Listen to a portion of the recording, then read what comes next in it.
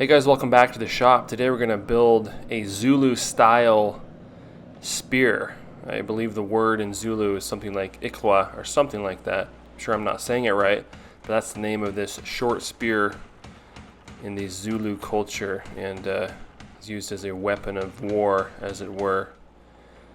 In the minimal research I did on this, of the original Zulu spear, I guess it was held with one hand and a shield held in the other hand, and it was used for like upward stabbing or thrusting in battle. So pretty brutal, pretty fearsome weapon here.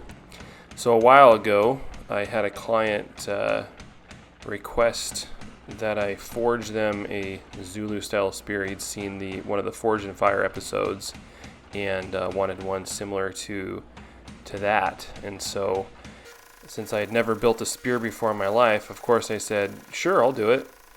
And that was a while ago. Finally getting to this particular custom order here and bringing you guys along for the project. So I'm starting with a chunk of 1045 steel here.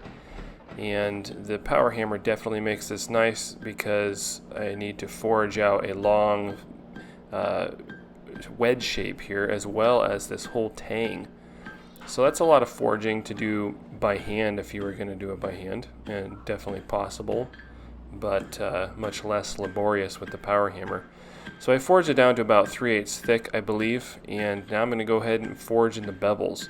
Of course, this is a double-edged blade, and so the biggest thing I found with forging double-edged blades is to apply the same amount of forging or material movement to all four sides. And so if you watch closely, you'll notice that I'm using the same number of hammer blows in basically the same location on each side here as I turn the blade back and forth. And it's important to pay attention to this, and I'm trying to tweak things a little bit here in the final steps of forging the bevels here.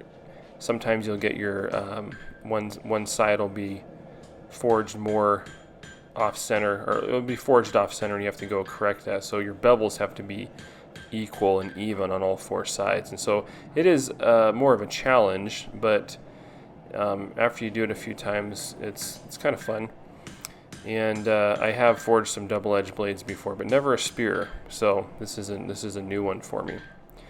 So we'll just get this straightened up here as close as possible, and I think I have the edges about 3/16 inch thick right now, and that leaves plenty of material on there for the normalizing, and then a couple of thermocycles that we have to do here. This is important to get the grain structure uniform in this piece of steel again, and get everything basically homogeneous. You don't want irregularities within your steel structure. That can lead to weakness and warping, different things like that. So like I said, I did a couple of thermocycles as well for grain refinement, and now I'm going to take some material off here in preparation for the hardening process. So we've got it forged in pretty close, but I'm just going to refine the shape a little bit and take those bevels down to a nice even surface here. The reason I'm using 1045 steel for this project is, as you might suspect, a spear is a weapon or tool that can be subject to some pretty heavy stresses, and so I want a tough steel here, and the 1045 definitely fills that bill. Being a medium carbon steel, it definitely gets hard enough to work appropriately, but it's going to be tougher than a higher carbon steel. So there's our rough ground blade, and we're ready to go ahead and heat it up for the quench.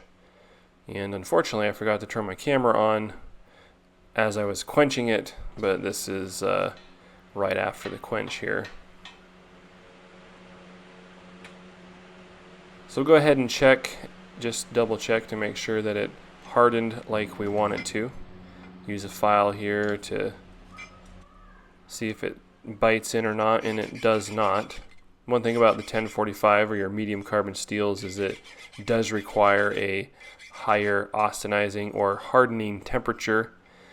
Basically, what you're dealing with is not enough carbon to go around, so to speak, and you have to heat it up a little bit higher than your high carbon steels in order to properly harden the 1045.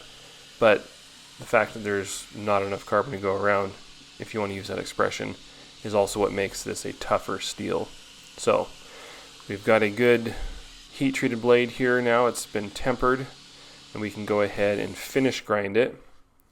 And then I'm going to go ahead and hand sand it as well. Now, of course, you think about the Zulu blacksmith, the way they'd be making this would be completely forged, no grinding involved here.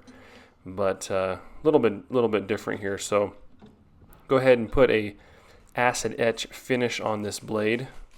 Got my logo etched in there as well. And this is the blade itself is getting real close to being finished. I went ahead and purchased a splitting maul handle for the haft or the shaft on this spear. It's a good piece of hickory here, and we can go ahead and mount this spearhead onto it. So far the project has been pretty low key, nothing too crazy. Right here is where things got a little bit more difficult. So I've got a nice long 3/8 inch drill bit, and the tang of the spearhead tapers, and so I can fit it about a third of the way in there.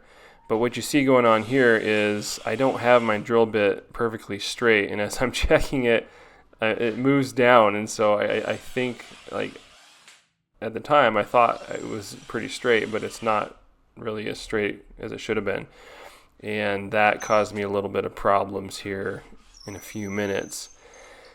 But overall, you know, if I had got this straight, this is a pretty simple way to do this, and overall worked pretty well, aside from the fact that I didn't have it perfectly level. One thing I could have done is I could have flipped it around and then continued, you know, flipping it back and forth, and then my offset would have sort of evened itself out, but I thought I had it straight, so I didn't think about doing that.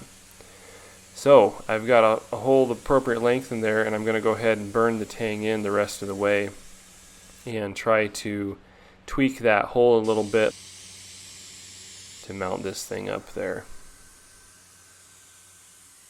So this is one of two ways that you can mount a spearhead. Of course, the other way is to forge basically a long cone that slips over the shaft of the spear and can be secured with a pin. And that requires a more involved forging process, which is probably why you don't see that. If I understand correctly, I don't think that's the type of mounting method you'll see in a lot of primitive spears. And the spear is an interesting weapon because, you know, by and large, from what I understand, it was a far more common weapon throughout history and throughout different cultures than swords or blades, you know, handheld blades. And that's just because, well, several reasons, I guess. The relative ease of manufacture compared to a sword, and the ability for an untrained or less trained person to use it effectively. So using epoxy to set that spearhead in there, I know that's not exactly authentic, but we have that available, so we're going to get that and make a real nice piece here. So working the end of the shaft down here a little bit. I'm going to use some rawhide, put a rawhide wrap on this, and it's got some aesthetic value to it, but it's far more practical than that. So we're putting this on wet, and rawhide, when wet, it basically gets softer and stretchy, and putting this on wet, as it dries, it will shrink and tighten down around that spear shaft there. And so the very practical application is that it acts as a ferrule to keep that wood from splitting out when using the spear.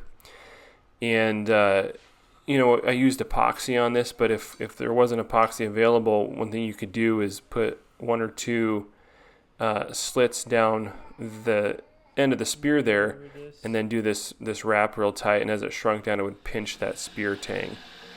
So I don't know exactly how the Zulus would do that, but we've got a nice triple rawhide wrap on there, and that's going to keep that wood intact even under heavier use. All right, guys, well, I have a good working edge on this. This turned out to be quite the fun little project, actually. I had some hesitancy about some aspects of it initially. It wasn't whether or not I could do it. It was, you know, how many tries is it going to take, as with any newer project that you haven't done before. But this is a stout little weapon. It's not super heavy, but it's solid. It's stout.